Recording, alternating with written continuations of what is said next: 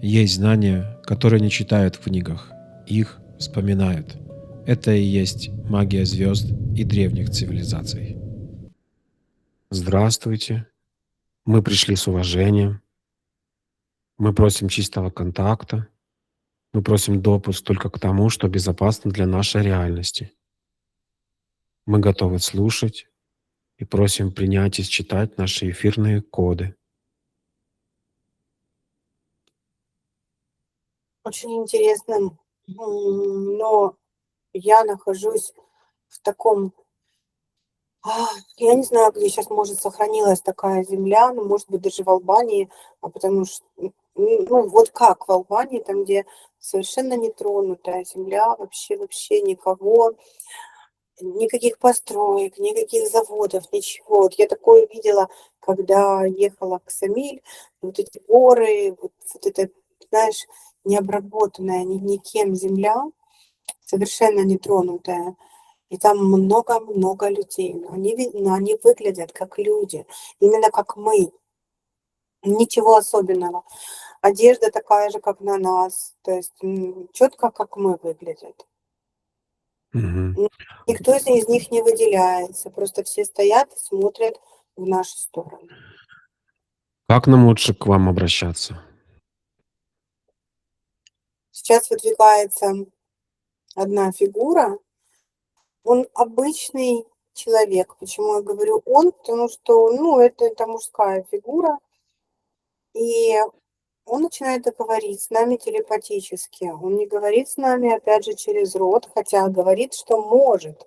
Может говорить через рот, может говорить не через рот. Но ему хочется, чтобы мы вспомнили наши изначальные способности общения, что их не нужно было пропускать через звук и через вибрации. Он говорит о том, что мы можем к ним обращаться как захотим. Он говорит, что вот это количество людей – это те, кто изначально были на Земле. Все остальные люди уже пришли позже. И я спрашиваю о Мгм. количестве, потому что я не могу их посчитать. Он сказал, что до миллиона. Мгм. А откуда они пришли? Он говорит, что изначально было как собрано из разных мест, как такой ковчег путешественника, что ли, как ковчег. Прям показывает ковчег. И в этот ковчег были собраны из разных цивилизаций, из разных планет, из разных пространств, даже из разных звездных систем, вот, солнечных систем и так далее. Были собраны желающие. Мгм. Всем было интересно почувствовать себя плотным, потому что не на всех не на всех планетах это можно сделать. Нет, неправильно, не все планеты способны к тому, чтобы на них было что-то материальное, плотное, трехмерное. Мгм. А целью нашего контакта, является наладить связь с представителями тех первых людей, которые были на этой планете, и дальнейше сотрудничать, делиться той информацией, знаниями, практическими практиками, алгоритмами медитации, техниками, рунами, глифами, для того, чтобы поднять вибрации той реальности, в которой мы сейчас находимся. Он сейчас говорит о том, что все, что ты перечислил, все это ты можешь сам передавать, потому что ты и есть один из представителей. Все это ты Мгм. знаешь. Он говорит, что если тебе нужна какая-то подтверждение, какая-то дополнительная информация, для тебя всегда открыты порталы, с которых ты можешь считывать. И это не только хроники Акаши. Прикольно, что они показали прям хроники Акаши и говорят, что это первый из доступных уровней считывания информации. Первый из доступных нам здесь сейчас. Вообще их Мгм. очень Ну, то есть есть, ну, то есть то, что мы называем хроники каши, есть несколько разных уровней, которые просто можно по-другому называть, грубо Он говорит, выражаясь. что их не надо называть. То есть вы можете называть, Мгм. как будто это хроники Акаши, все уровни. Но тот, который доступен нам сейчас, это самый первый уровень информационного поля, который нам доступен. В нем нет полностью всей информации о мироздании, потому что чем выше наши вибрации, тем выше информационные вибрации, тем больше информации мы можем считывать. Мгм. А правильно ли я понял, что я, Дмитрий, являюсь одним из тех до миллиона людей, которые пришли на эту планету первыми? Да, иначе бы тебя это вообще никак не заинтересовало. А Татьяна также является одной из этих людей? Или Да, пришли позже? все, кто этим интересуется, однозначно пришли сюда первыми. Он даже говорит, он почему-то очень хочет о тебе говорить. Он говорит, что ты уходил отсюда дважды Мгм. и Ну, а возвращался по возраст. собственному. Здесь Мгм. все по собственному желанию. Ты знаешь, Мгм. как выйти из круга перерождений. Ты это делал множество, ну, 2 раза, он сказал, ты это делал. Но те, кто пришли сюда изначально, выходили уже из этой игры однозначно, возвращались по собственному желанию. А по какой причине я вернулся в этот раз? Здесь какая-то просто по своему желанию, либо или какие-то еще причины? Он сказал, что ты очень хочешь открыть древние знания и открыть, как будто бы пробить потолки. Он прям показывает, прям пробить потолки. Это твоя задача основная. Исцелять словом, исцелять сознание словом. И он показывает прям пробивать потолки, знаешь, как будто бы головы людей это Мгм. такие зацементированные потолки, которые ты пробиваешь. Мгм. У каждого Благодарю. есть своя задача. Сейчас очень важно, он, кстати, говорит, что сейчас именно много вернулось. Почему? Потому что очень важно нести информацию, на которую люди реагируют пока очень плохо. Мгм. Но реагируют А, плохо только те, кто пришел, ну, со своими, с другими задачами. Им тоже нужна эта информация. мгм. Хорошо. А Татьяны какая цель в данном возвращении на эту Он планету? меня прям показывает такой, знаешь, как рог у глашатаев такой. Ну, вот он Мгм. меня показывает этим рогом, как будто бы я этот рог глашатая. То есть через меня просто идет информация. Я Мгм. просто чистый проводник информации. Просто все, что видишь, все поешь. Мгм. Мгм. А есть ли какие-то запреты или защиты, шифры на знаниях того а, давайте назвать, первого миллиона, который был? Есть. Есть знания о Земле, которые мы знаем, но еще эти знания, не время их распаковывать, не время их знать всем. Поэтому они еще содержатся в закрытых информациях, как будто закрытых клубах. Мгм. А как нам пользоваться? Есть ли техника безопасности, как нам пользоваться или получения таких знаний? Вас не услышат те, кому не нужно. Мгм. Это и есть техника безопасности. Не надо ничего применять. Все применяется в пространстве. То есть информация, которая не нужна другим ушам, она будет блокироваться. Они просто будут слышать других людей, не нас. Хорошо. А как распознать, тех людей, вот из того миллиона, которые пришли, первыми? Именно они говорят о том, что все не так просто, как нам кажется, и не так сложно, как мы боимся. Именно эти люди говорят о том, что мы управляем жизнью, о том, что это, м, этот поход — это некая такая своеобразная игра, которую мы затеяли. Все остальные люди, они в своих как бы направлениях, и кому-то это неинтересно, кто-то в это не верит, потому что у них другие задачи совершенно. То есть нет более развитых, менее развитых людей. Есть просто с разными задачами и с разным фокусом внимания, как он говорит. Но он говорит, что вы своих людей находите Мгм. Хорошо. А как часто можно ходить к вам в гости и как это безопасно? постоянно, абсолютно Постоянно. бесплатно. А можно ли попросить у вас код входа, это или цифры, или руны, или символ, при активации которого будем понимать, что мы связались с вами, который будет служить и защитой, и четким, ну, чистотой канала в том числе, поддерживать чистоту? Мне говорят, что если тебе удобно, просто называй имя Земли, просто произнеси Гая, и мы Мгм. будем понимать, что это к нам. А способны ли вы лукавить или давать неистинную информацию? Как и все люди, да. Мы способны это делать. Но применяем это только тогда, когда мы чувствуем, что недружественные цивилизации хотят получить информацию, которая им не нужна. Мгм.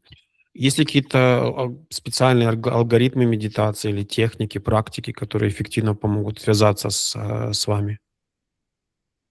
Каждый использует свои методы. Они не предлагают ничего особенного. Мгм. А есть ли нам необходимость с нашей стороны защищать канал? Нет, Есть ли у нас разрешение выкладывать эту информацию, запись этого контакта в общий доступ? выкладывайте, все равно услышат только те, кому это нужно. Мгм. И, соответственно, мы можем использовать, искусственный интеллект, и титры для того, чтобы передавать эту информацию. Да, абсолютно все можете использовать. Такой еще вопрос. Есть такая концепция, как, монада, то есть как дух, большой дух, который имеет несколько тел на Земле. И есть, понятие, как монадические близнецы. Насколько это правда и существуют ли монадические близнецы? То есть, это Абсолютно когда. Еще раз? существует. Абсолютная правда существует. Ага. А как распознать своего монадического близнеца и насколько это безопасно? Встреча невозможна. У близнецов Невозможно? даже если мы встречаемся в этой жизни, мы очень быстро расходимся, так как мы, не притягиваемся друг к другу, мы отталкиваемся. Мы не плюс и минус, мы однозарядные. То есть со своими близнецами мы как будто бы 2 плюса или 2 минуса, которые оттолкнутся. Мгм. То есть значит ли это, что просто у каждого своя задача непосредственно, и он, У ну, каждого своя, поэтому. да. У каждого своя Мгм. задача встречи. Не то чтобы они опасны, они не опасны, но они просто бесперспективны. Мгм. Ну, то есть, допустим, у меня есть подозрение, что я встречал как минимум троих своих близнецов в своей жизни. Да, это Это возможно. правда? Да, это Мгм. возможно. Мгм. Смотри, 6 цивилизаций, которые пришли на новую Землю. До того, как образовалась новая Земля, на старую Землю приходили эти 6 цивилизаций, и плюс еще, вот показывают рептилоиды, короче, и так далее, они приходили на старую Землю. Потом была Земля обновлена, это как будто бы показывают как компьютер, его перезагрузили. Мгм. На новую Землю пришло 6 цивилизаций, каждая цивилизация имела несколько волн. И изначально пришел ковчег, принесли, как кураторы, принесли некие, некую память, некие флешки, повтыкали вот везде в землю, там всякие, ну, во всякие места повтыкали флешки, и создалась такая сетка над землей. В этом ковчеге были мы. Они и мы. Мгм. Потом была вторая волна. Нет, он говорит, была не вторая волна, была вторая цивилизация, второй заход. Это уже начали цивилизации приходить. То есть в ковчеге было множество цивилизаций. Мы как будто сборная. Мы как будто сборная, как разных цивилизаций, ну, как первопроходцы, те, которые высаживаются на Землю первыми. Мы заходили первые на старую Землю, мы зашли первые на новую Землю. Мгм. А правильно ли я понимаю, то есть вот тут первая, будем называть это первая сборная, так сказать, которая пришла на Землю из тех, у них какая-то вот сборная с разных цивилизаций, те знания, которые вот они непосредственно направлены на выживание на новой планете и создание жизни на новой планете. На создание всего планетарного порядка. Мгм. Мы как этот ковчег, это как такие полицейские. Неправильно. Как Э, такие, скауты, ну, то есть... вот да, типа такого. Мгм. Типа такого. Не полицейские, которые следят за порядком, а наоборот, те, которые порядок этот принесли. Мгм. Потом была цивилизация, первая цивилизация, которая заходила. Мы к ней еще не ходили. Они сказали, что мы только с тобой планируем с ними познакомиться. Они не хотят говорить о том, какая это была цивилизация. Их было две волны, но так было задумано, что каждая цивилизация будет заходить двумя волнами. Сначала будут заходить те, которые подготавливают для цивилизации условия, а потом заходят участники этого проекта. Мгм. Вот второй такой цивилизацией была Гиперборея. Но они говорят еще, уточняют, что это на новую землю, на старую землю заходили по-другому. Мгм. Опыт старой Земли, есть смысл его изучать нам на новой Земле, или нам на данный момент гораздо эффективнее изучать то, как мы заходили на новой Земле, и как это на практическом плане изучать сейчас и применять? Они говорят, что та информация закрыта. Очень много той информации было потеряно, потому что на тот момент не было сохранения информации, и там произошли события, которые ни в коем случае нельзя распаковать сейчас как опыт Земли. Иначе это повлияет катастрофически. Именно для этого период Земли был разделен на старую и новую. А уже на новой Земле трижды был перезапуск, но более такой, знаешь, лагерный такой. Мягкий. Мгм. Да, вот у меня сейчас вопрос к ним, почему-то у меня прям возникли мамонты, знаешь, вот это в голове. Мгм. И, возможно, они мне транслируют, а возможно, это я хочу спросить у них. Ледниковый период — это какой запуск? Ну, вот вообще, что это было? Они говорят: "Нет, это не разделение двух земель, это совсем легкий период был легкого перезапуска, легкой трансформации". То есть это был, это даже не перезапуск, это просто Нет, часть этого запуска, да. мгм.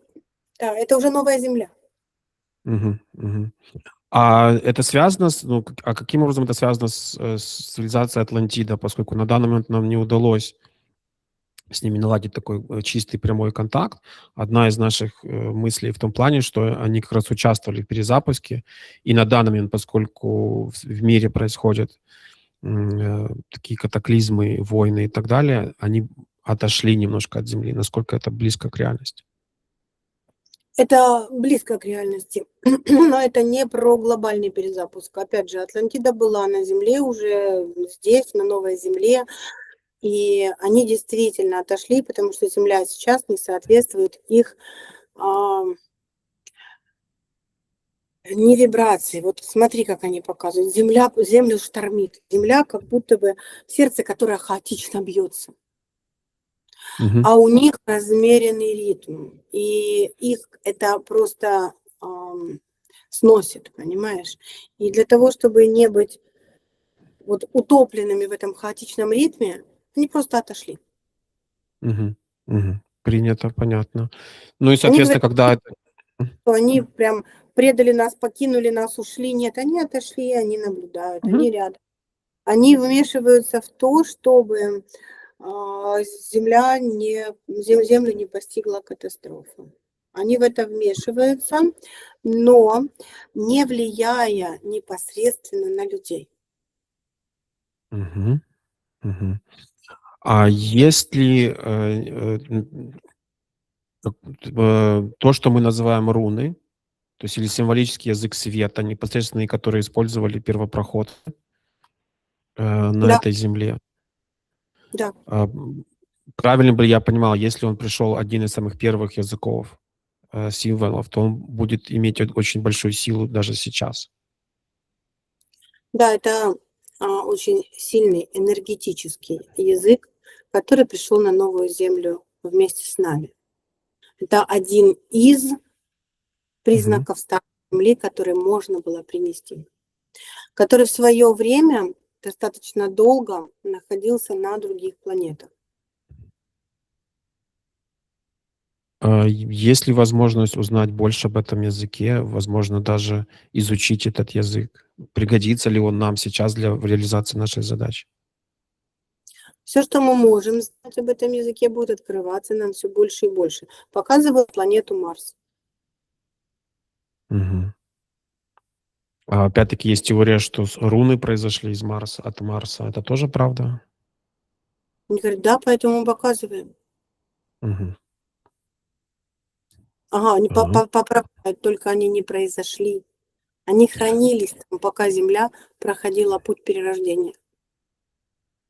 Ага, и потом их просто распаковали уже непосредственно. Да, и потом их снова внесли на новую Землю. Но храниться им безопасно нужно было именно там. Хорошо, у Марса есть такая, то есть как бы вот, энергия, и бог, греческий бог Марс, бог войны, то есть красная планета. Вот есть такое значение агрессии. Это правда или все таки это больше, э, Это больше миф для далеко? того, чтобы никто пока не посягал в ту сторону, не смотрел в ту сторону. Многие из нас пришли сюда с Марса. Очень многие. Прям очень-очень, он говорит, многие. Марс вибрационно очень похож на Землю, поэтому хранилище для рун было выбрано именно на Марсе, потому что достичь Марса и попользоваться этими знаниями было очень сложно, и сейчас очень сложно для всех. Мгм.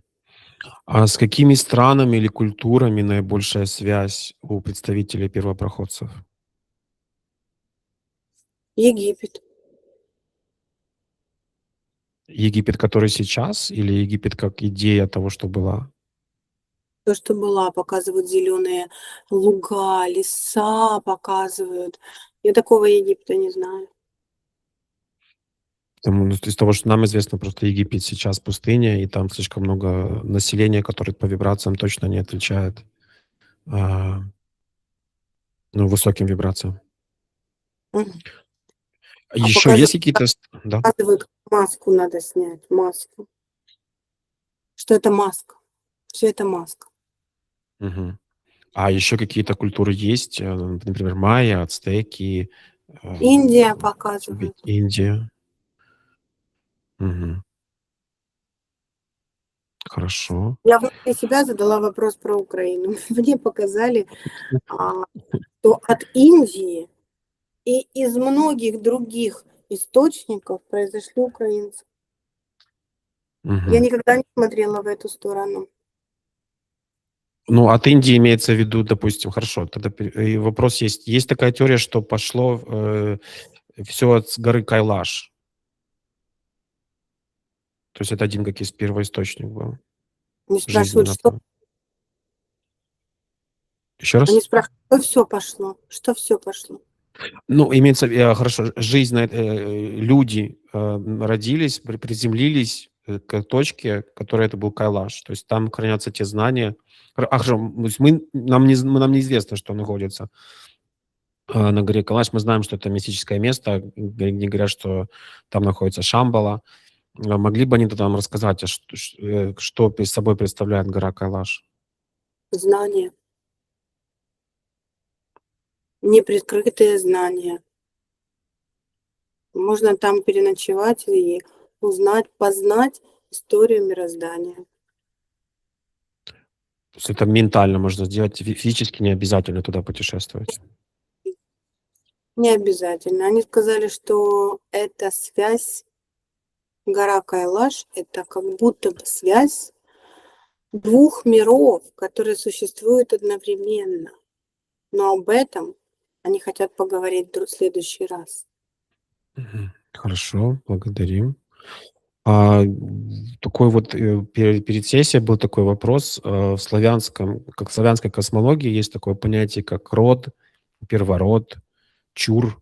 Насколько это вот, резонирует с первопроходцами, которые были здесь на первые на этой земле? Да, это есть такое понятие. Первород – это энергия толчка, энергия рождения, это идея. Сам чур – это поклонение идее. Это про… оно вибрационно показывает, как будто как фонтан запускается. Понимаешь, топнул ногой, фонтан запускается. Вот что такое род на самом деле. Это фонтан энергии. Таких фонтанов было изначально не так много. Поэтому родов было не так много. Это сейчас все рода переплелись, и каждый человек друг другу родственник. А на тот момент это были как источники из-под земли бьющие.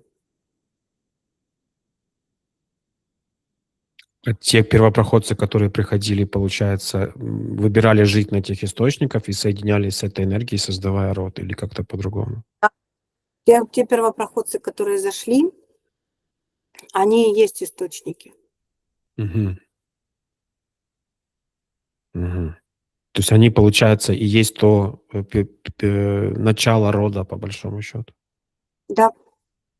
Почему сейчас очень много, вот они говорят, почему сейчас очень много среди нас старейших рода, хранителей рода? Потому что пришло время